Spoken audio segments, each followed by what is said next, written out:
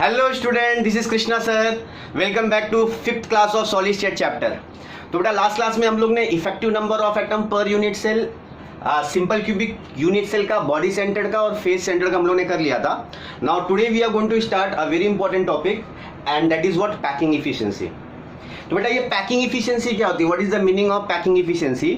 तो कोई भी अगर यूनिट सेल है, जैसे सिंपल क्यूबिक हो गया या फिर बॉडी सेंटर्ड हो गया या फिर फेस सेंटर्ड हो गया, तो उसमें एटम ने कितना स्पेस ऑक्यूपाई किया है, वो कितना परसेंट पैक्ड है उस यूनिट सेल में, ठीक है, वो हमें फाइंड आउट करना है and that is called as what, packing efficiency. So packing efficiency find out करने का एक बहुत सिंपल फॉर्मूला है and that formula is what. तो बेटा पैकिंग इफिशिएंसी क्या होती है, इसका फॉर्मूला होता है it is volume of total atom. तो पहला तो अपना क्या काम रहेगा कि हमें बेटा जो भी यूनिट सेल है उसमें कितने नंबर ऑफ एटम्स है, इफेक्टिव नंबर ऑफ एटम है, पहले वो फाइंड आउट करना रहेगा। वहां से हम क्या फाइंड आउट करेंगे, उसका वॉल्यूम फाइंड आउट कर लेंगे, जितने भी अंदर एटम्स है, volume of total atom divide by volume of unit cell, divide by what, volume of unit cell. Clear है मेरी बात। अच्छा, mostly we have to find out percentage packing efficiency, ठीक है, हमें बेटा परसेंटेज फाइंड आउट करना रहता है, इसलिए हम क्या करेंगे यहाँ पे, अगर परसेंटेज मुझे फाइंड आउट करना है तो मैं यहाँ पे क्या मल्टीप्लाई कर दूंगा, इनटू 100 कर दूंगा। क्या है मेरी बात क्लियर है? Okay, so what is the formula of percentage packing efficiency, volume of total atom divide by what, volume of unit cell into 100। ठीक है, अपने को 3 का फाइंड आउट करना है, पहले हम सिंपल क्यूबिक का फाइंड आउट करते हैं, फिर बॉडी सेंटर्ड का एंड देन फेस सेंटर्ड का। ठीक है, तो चलो first write down simple cubic unit cell, simple cubic unit cell, जिसको बेटा हम शॉर्ट फॉर्म में एससीसी बोलते हैं, सिंपल क्यूबिक यूनिट सेल, जिसको हम शॉर्ट फॉर्म में क्या बोलते हैं, एससीसी। ठीक है, अगर मैं एक सिंपल क्यूबिक यूनिट सेल बनाऊं तो सिंपल क्यूबिक यूनिट सेल बेटा कैसा होता है, atoms are present at what, atoms are present at the corners of the cube, है ना। सिंपल क्यूबिक में तो यही होता है, एटम्स अपने कहां पे प्रेजेंट रहते हैं, कॉर्नर्स पे प्रेजेंट रहते हैं। अब जरा ध्यान से देखना, अगर एटम्स कॉर्नर्स पे प्रेजेंट है तो एक्चुअल में उनका अरेंजमेंट कैसे होता है। सपोज करो ये वाला जो पॉइंट है ना, ये वाला, एक्चुअल में ये जो पॉइंट होता है ये एटम का सेंटर होता है, ये एटम का क्या होता है, सेंटर। तो अगर मैं यहाँ पे कोई एटम दिखाऊंगा तो एक्चुअल मुझे ऐसा दिखाना है, ये एटम, ठीक है, ये इसका सेंटर, और ये वाला जो पॉइंट है ये भी दूसरे एटम का सेंटर होता है, ये समवॉट ऐसा हो गया। दैट मीन्स व्हाट, ये जो दोनों एटम है ना, जो बाजू बाजू वाले हैं सिंपल क्यूबिक के, वो एक दूसरे को टच करते रहते हैं। ये वाला एटम और ये वाला एटम एक दूसरे को क्या कर रहे हैं, टच कर रहे हैं, और जब तुमने उन दोनों एटम्स के सेंटर्स को ज्वाइन किया तो तुम्हें एक एज मिल गया, तुम्हें एक साइड मिल गई, एज लेंथ मिल गया, ये एक एज मिल गया, ये वाला, ठीक है, from this to this. Clear है मेरी बात। ऐसे तुम नीचे भी दिखा सकते हो, या फिर देखो ये वाला जो है, यहाँ वाला जो पॉइंट होगा, यहाँ वाला जो एटम होगा, तो एक्चुअल में वो एक एटम का सेंटर होता है, ये कहानी ऐसी है, ठीक है। तो ये तुम ये भी देख सकते हो कि देखो ये वाला एटम और ये वाला एटम को तुमने ज्वाइन, इसके सेंटर्स को ज्वाइन किया, you will get this side. तो इन शॉर्ट ऐसे ही 8 एटम्स के सेंटर्स को when you joined you will get a cube, you will get a cube, ठीक है। तो ये एक्चुअल में ऐसा अरेंजमेंट होता है एटम का। क्लियर है मेरी बात ये। तो अगर बेटा मैं बोलूं, चाहे तुम ये वाला एज ले लो, ये वाला एज का लेंथ ए ले लो, या फिर ये वाला एज का लेंथ ए ले लो। सपोज करो मैंने बोल दिया कि यहां से यहां तक ये जो एज है इसका लेंथ ए है, यहां से यहां तक बेटा क्या है, ए है। क्लियर है मेरी बात। तो अगर यहां से यहां तक ये है तो देखो यहां से यहां तक तो बेटा रेडियस हो जाएगा आर, क्योंकि एटम जो है स्फीयर फॉर्म में है ना, यहां से यहां तक क्या हो जाएगा, आर हो जाएगा। क्लियर है। तो मैं यहां पे बोल सकता हूं the value of A is what, 2r, the value of A is what, 2r। Clear है मेरी बात ये। Now this is very important, ये एक फॉर्मूला याद रखना कि सिंपल क्यूबिक यूनिट सेल में एज लेंथ और रेडियस के बीच में क्या रिलेशन होता है, ए तुम्हारा क्या होता है, 2r होता है, ठीक है। Now come to z effective, total number of atom, क्योंकि अपने को देखो क्या फाइंड आउट करना है, अपने को फाइंड आउट करना है वॉल्यूम ऑफ टोटल एटम। तो पहले तो अपने को फाइंड आउट करना है कि अंदर इस यूनिट सेल में नंबर ऑफ एटम्स कितने होते हैं, क्योंकि दिखने में तो ऐसा दिख रहा है कि 8 कॉर्नर्स पे 8 एटम्स होंगे, लेकिन एक्चुअल में ऐसा नहीं होता, क्योंकि ये यूनिट सेल किसके अंदर है, ये तो यूनिट सेल क्रिस्टल लैटिस में है ना। तो मैंने बताया था कि जो एक कॉर्नर का एटम होता है वो 8 का पार्ट होता है, क्योंकि इसके ऊपर भी यूनिट सेल है, नीचे भी यूनिट सेल है, लेफ्ट में भी यूनिट सेल है, राइट में भी यूनिट सेल है, टॉप में भी है, बैक में भी है, हर जगह यूनिट सेल है। तो एक एटम जो हमें दिखता है कि ये यूनिट सेल का पार्ट है, वो टोटली इसका नहीं रहेगा, वो 8 यूनिट सेल में डिवाइडेड है। तो ये वाला जो कॉर्नर वाला एटम है उसका कंट्रीब्यूशन इस यूनिट सेल का कितना हो जाएगा, 1/8 हो जाएगा। क्लियर है, वो हम इस पे आएंगे। So total number of atom per unit cell, जिसको बेटा मैं क्या बोलता हूं, Z इफेक्टिव बोलता हूं, जिसको मैं क्या बोलता हूं, Z इफेक्टिव। तो यहां पे मैंने ऑलरेडी बताया था लास्ट क्लास में भी कि जो कॉर्नर्स वाले आइटम्स होते हैं उनका कंट्रीब्यूशन अपने यूनिट सेल के लिए कितना होता है, 1/8 होता है। ठीक है, तो बेटा एक्चुअल में देखा जाए तो वहां पे मुझे क्या दिख रहा है, 8 कॉर्नर्स के आइटम्स दिख रहे हैं, लेकिन एक्चुअल में एक का कंट्रीब्यूशन कितना है, 1/8 है। सो मैं बोलूंगा यहाँ पे इफेक्टिव नंबर ऑफ एटम्स कितने हैं, एक्चुअल में इसके अंदर एक ही एटम है, क्योंकि इसका 1/8 पार्ट, इसका 1/8 पार्ट, इसका 1/8, इसका 1/8, इसका 1/8, इसका 1/8, इसका 1/8, इसका 1/8, सबको ऐड करोगे तुम्हें सिर्फ एक ही एटम मिलेगा। सो एक्चुअल में इसके अंदर कितने नंबर ऑफ एटम है, इफेक्टिव नंबर ऑफ एटम्स कितने हैं, 1 है। तो अब मुझे क्या करना है, percentage packing efficiency find out करने के लिए volume of total find out करना है। मुझे नंबर ऑफ एटम्स मालूम पड़ गया कितने हैं, 1 है, तो इसका मुझे वॉल्यूम फाइंड आउट करना है, और नीचे मुझे क्या करना है, volume of unit cell find out करना है, इनटू 100 करना है। तो देखो तो ये क्या हो जाएगा, परसेंटेज पैकिंग एफिशिएंसी का फॉर्मूला क्या हो जाएगा, वॉल्यूम ऑफ टोटल एटम। तो बेटा टोटल एटम तो एक ही है, तो 1 इंटू वॉल्यूम ऑफ एटम लिख सकता हूं, क्योंकि टोटल नंबर ऑफ एटम तो एक ही है, divide by volume of unit cell. अच्छा सेल क्या है मेरा, एक क्यूब है, यूनिट सेल क्या है, क्यूब है, तो volume of cube into what 100। Clear है। अच्छा एटम देखो यहाँ पे क्या है बेटा, एटम जो होता है वो तो यहाँ पे स्पीयर है ना, एटम क्या है, स्पीयर है, तो वॉल्यूम ऑफ स्पीयर क्या हो जाएगा, 1 इंटू वॉल्यूम ऑफ स्पीयर बेटा क्या होता है, pi 4/3 pi R cube upon volume of unit cell. बेटा यूनिट सेल एक क्यूब है, क्यूब का वॉल्यूम क्या होता है, साइड क्यूब, और साइड क्यूब, साइड की देखो साइड की वैल्यू कितनी है, एज लेंथ कितनी है, ए है, तो मैं यहाँ पे बोलूंगा ए का क्या हो जाएगा, क्यूब इंटू वॉट 100। क्लियर है मेरी बात।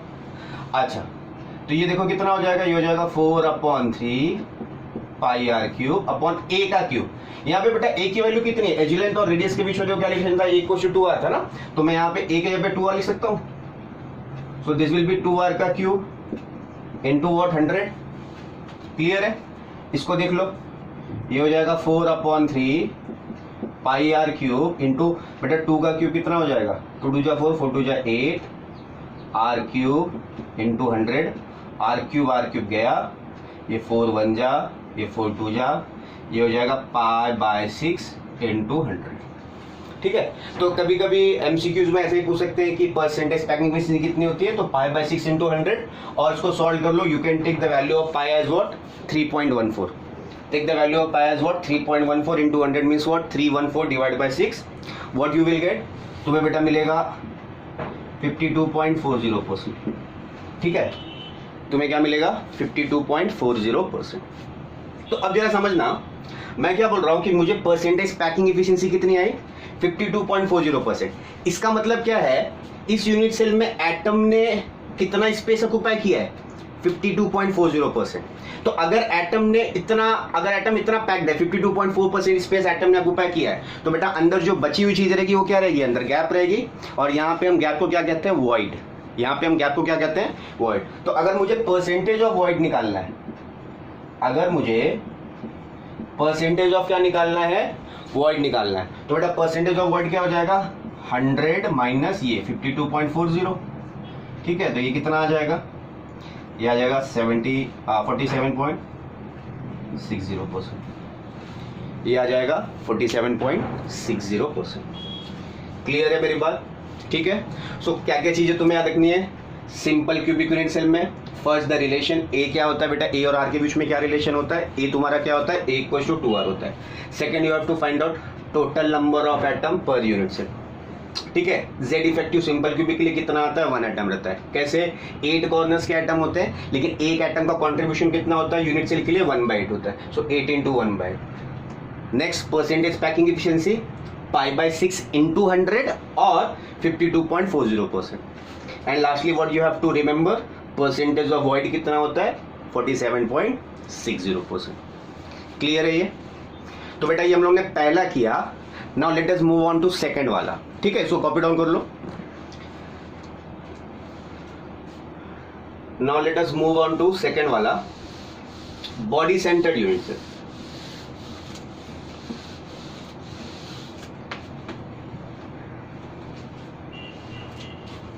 तो second write down BCC lattice,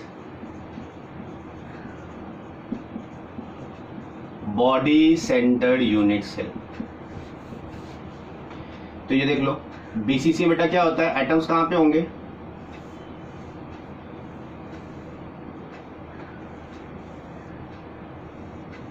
atoms corners पे होंगे, और कहां पे होंगे, एक एटम कहां पे होगा, बॉडी के सेंटर पे। एटम्स कहां पे होंगे, बॉडी के कॉर्नर पे होगा, और एक एटम कहां पे होगा, बॉडी के सेंटर पे। तो सपोज करो एक एटम यहां पे है, तो एक्चुअल में ये एटम का क्या है, सेंटर है। ये एटम का क्या है, सेंटर है, ये एटम का सेंटर है, ठीक है, ये सब एटम्स के सेंटर है। और एक एटम यहां पे, ये तुम्हारा बॉडी सेंटर वाला एटम। क्लियर है मेरी बात? अच्छा, अब देखो, पहला तो तुम्हें ये फाइंड आउट करना रहता है कि एज लेंथ और आर के बीच में क्या रिलेशन होता है, ठीक है। तो इसमें एक क्वेश्चन ये भी आ सकता है कि भाई कोऑर्डिनेशन नंबर बता दो, कोऑर्डिनेशन नंबर बता दो, बॉडी सेंटर्ड यूनिट सेल का कोऑर्डिनेशन नंबर क्या रहेगा। तो ये अब तुम्हें क्या करना है, ये बॉडी सेंटर वाला एटम लेना है। तो जो बॉडी सेंटर वाला एटम रहेगा वो ऊपर के जो 4 कॉर्नर्स हैं और नीचे जो 4 कॉर्नर्स हैं उनके एटम्स को क्या करता रहेगा, वो टच करता रहेगा। सो ये वाला ऊपर 4 जो छत के जो 4 कॉर्नर्स हैं और नीचे जो फ्लोर के 4 कॉर्नर्स एटम्स हैं, इनको क्या कर रहा है, ये टच कर रहा है। तो इसलिए इसका कोऑर्डिनेशन नंबर कितना हो जाता है, 8 हो जाता है, ठीक है। अच्छा, और अपने को बेटा एज लेंथ और रेडियस के बीच में रिलेशन निकालना है। Directly you can easily find out, या फिर तुम न्यूमेरिकल्स के थ्रू क्या कर सकते हो, उसको सॉल्व कर सकते हो। न्यूमेरिकल के थ्रू तुम उसको फाइंड आउट कर सकते हो, ठीक है। ये देखो, सपोज करो मैंने क्या किया, एक बॉडी डायगोनल बनाया। सपोज करो ये एटम ए है, this is atom B, this is atom C and this is atom D, ठीक है। ये तुम्हारा एटम ए है, ये बी है, ये सी और ये डी है, और तुमने क्या किया, एक बॉडी डायगोनल बनाया। ए से सीधा बेटा डी पे बना है, ठीक है, ए से डी।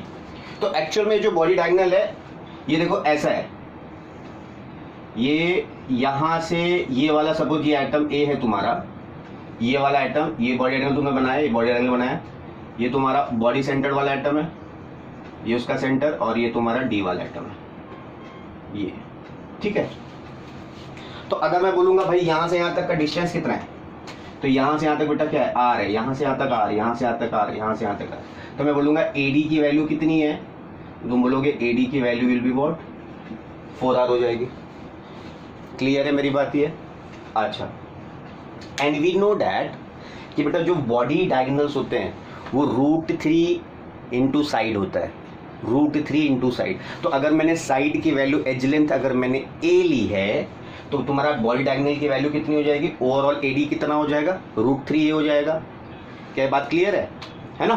तो ये देखो, मैं क्या करता हूँ, उसको तुम डिराइव भी कर सकते हो।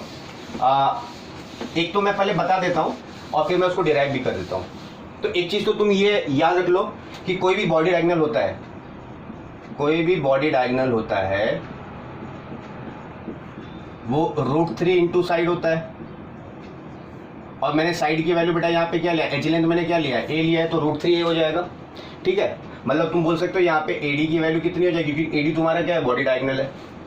और सपोज करो अगर तुम्हें इसको डिराइव ही करना है, अगर तुम्हें इसको डिराइव ही करना है कि √3 कैसे आया, तो तुम पहले ऐसा करो, तुम यहाँ पे बेटा क्या कर लो, पहले ये वाला देखो, ए से बी का जो डिस्टेंस है ये एज लेंथ हो जाएगा ए, बिकॉज 2 कॉर्नर एटम्स के बीच के डिस्टेंस को मैं ए बोल देता हूँ।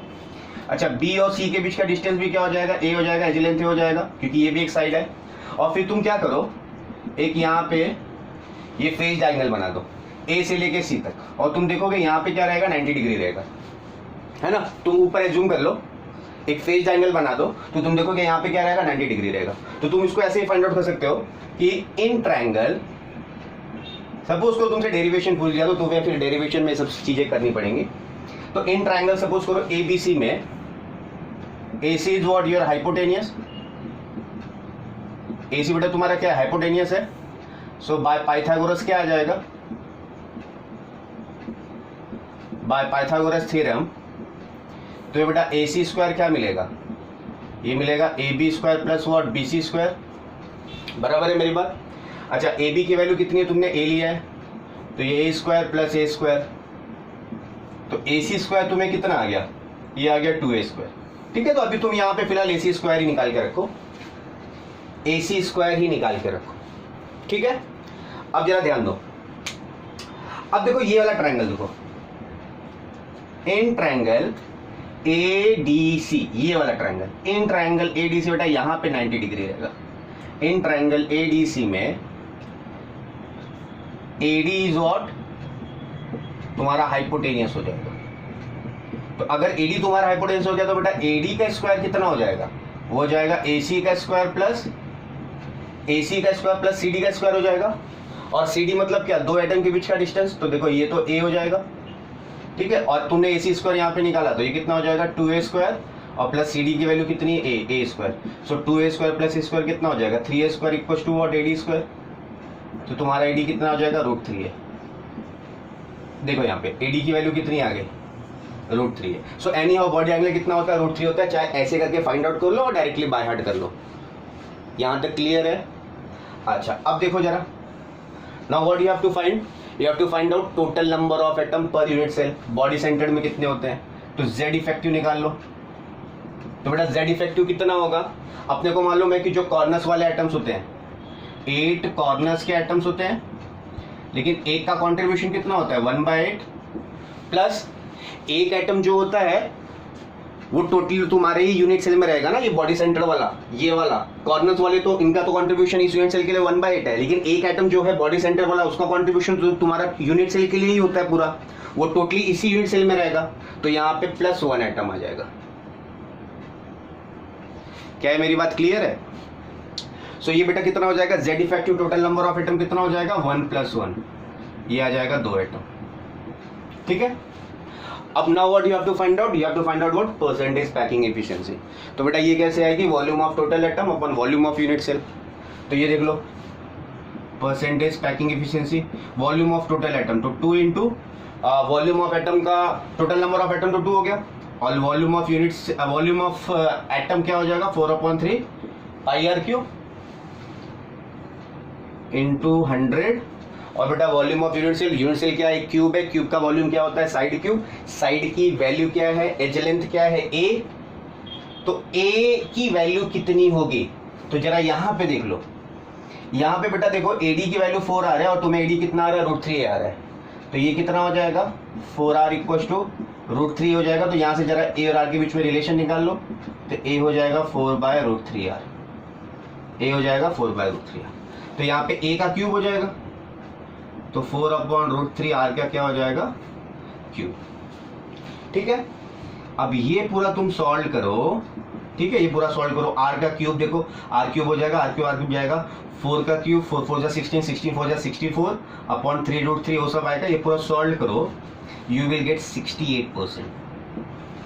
You will get what 68%।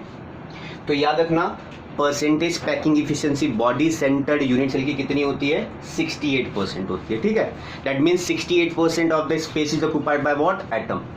तो अगर 68% स्पेस एटम ने ऑक्युपाई किया तो परसेंटेज ऑफ वॉइड कितना हो जाएगा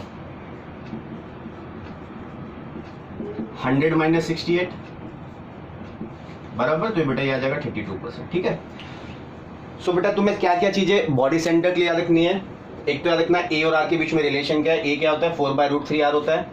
second effective number of atom per unit cell कितना होता है 2 ही एटम्स होते हैं। परसेंटेज पैकिंग एफिशिएंसी कितनी होती है 68% होती है, और परसेंटेज ऑफ वॉइड कितना होता है 32% होता है। क्लियर है मेरी बात।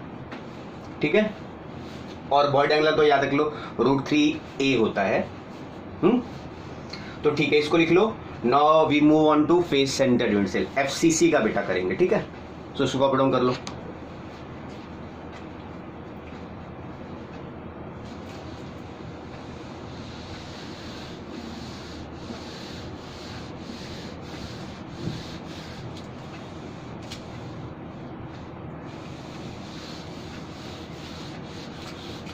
सी चलो आ जाते हैं, मूव ऑन टू थर्ड वाला फेस सेंटर्ड यूनिट सेल।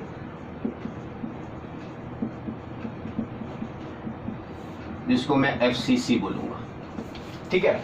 तो एफसीसी बेटा कैसा होता है कि एफसीसी में एटम्स तो कॉर्नर्स पे रहेंगे और जो 6 फेजेस होते हैं उनके सेंटर्स पे रहेंगे। ठीक है, तो यूनिट सेल बना दो तुम कि atoms are present at the corners and at the, ये देखो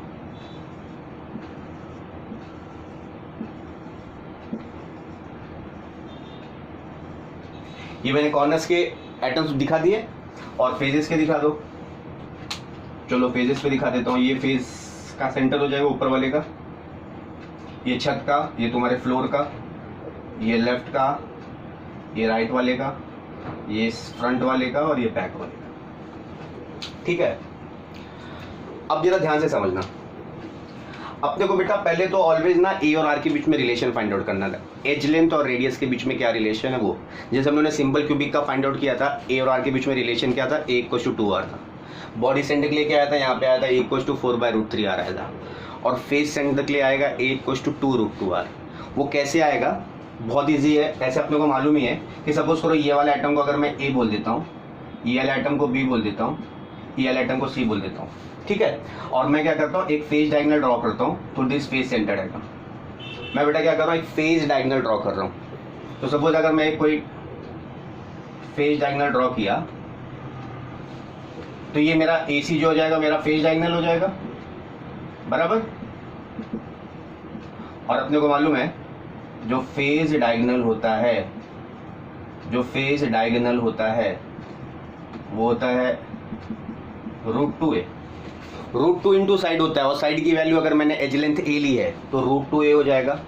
और ऐसे भी नहीं है तो तुम डिराइव कर लो। ये देख लो, ट्रायंगल ले लो ABC, इन ट्रायंगल ABC। अगर तुम्हें ये √2a कैसे आया, अगर इसमें दिक्कत हो रही है तो फाइंड आउट कर लो।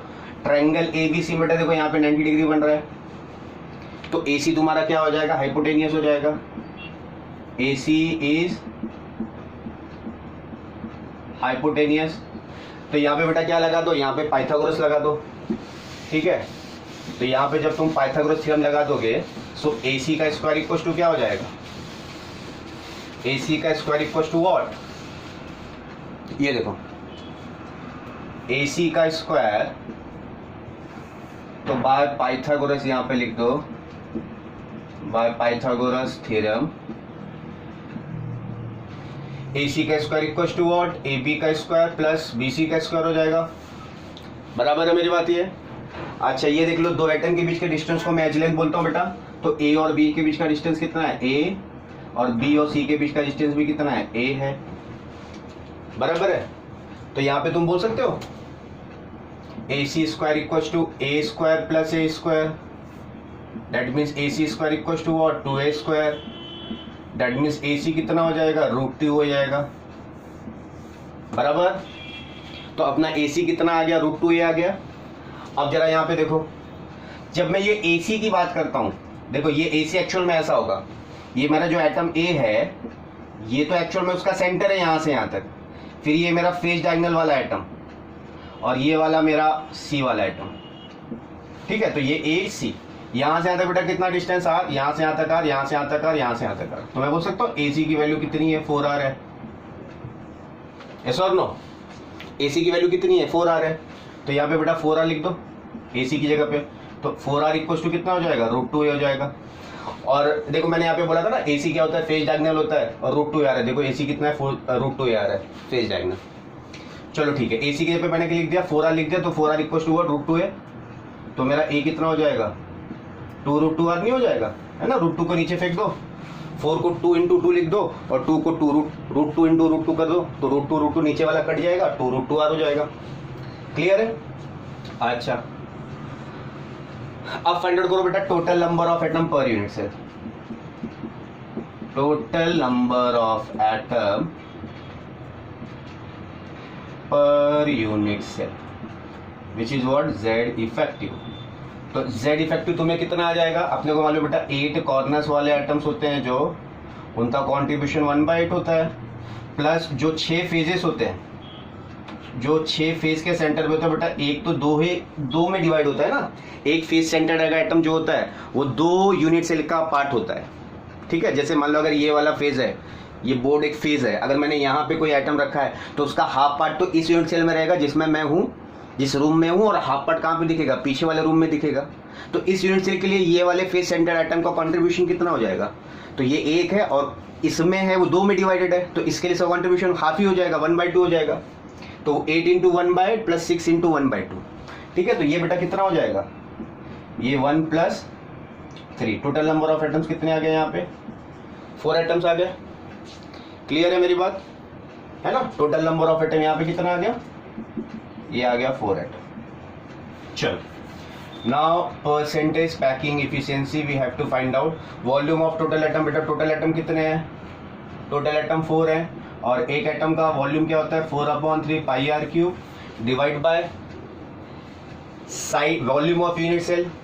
तो साइड का बेटा क्यूब, यूनिट सेल एक क्यूब होता है, तो साइड का क्यूब, साइड की वैल्यू कितनी है, ए का क्यूब, ए कितना है 2√2r का क्यूब इंटू वॉट 100, ठीक है। ये पूरा सॉल्व करो, you will gate 74%, you will get what, 74%. That means percentage packing efficiency of phase center unit cell is how much, 74%. तो 74% स्पेस एटम ने क्या किया, ऑक्यूपाई किया। तो मैं बोलूंगा बेटा परसेंटेज ऑफ वॉइड कितना है, तो percentage of void will be 100 - 74, this will come out to be 26%, ठीक है। क्लियर है मेरी बात। तो इसमें तुम्हें क्या क्या चीजें याद रखनी है, एक तो ए और आर के बीच में क्या रिलेशन है, ए क्या होता है 2√2r, एज लेंथ और रेडियस कितना होता है, ए को 2√2r। Effective number of atom per unit कितने होते हैं, 4 होते हैं। परसेंटेज पैकिंग इफिशियंसी कितनी आई, 74%। परसेंटेज ऑफ वॉइड्स कितने हो गए, 26%। फेज डायगोनल क्या होता है, √2a होता है। क्लियर है। तो अगर मैं तुमसे बोलूंगा सबसे अच्छी पैकिंग किसके अंदर है, तीनों लैटिस में से, सिंपल क्यूबिक, बॉडी सेंटर्ड और फेस सेंटर्ड में से सबसे अच्छी पैकिंग किसमें है, तो क्या बोलोगे, सबसे अच्छा पैकिंग एफसीसी में होता है, फिर बीसीसी में होता है, और फिर किस में होता है, सिंपल क्यूबिक में होता है सबसे अच्छी पैकिंग। क्लियर है मेरी बात। तो बेटा आज की क्लास में हम इतना करेंगे। नेक्स्ट क्लास में हाउ एटम्स आर पैक्ड, ठीक है, उसके बारे में पढ़ना है। Packing in solids we have to study, ठीक है। तो उसको हम नेक्स्ट क्लास में करेंगे। अभी इतना कर लो, ओके। चलो बाय, टेक केयर।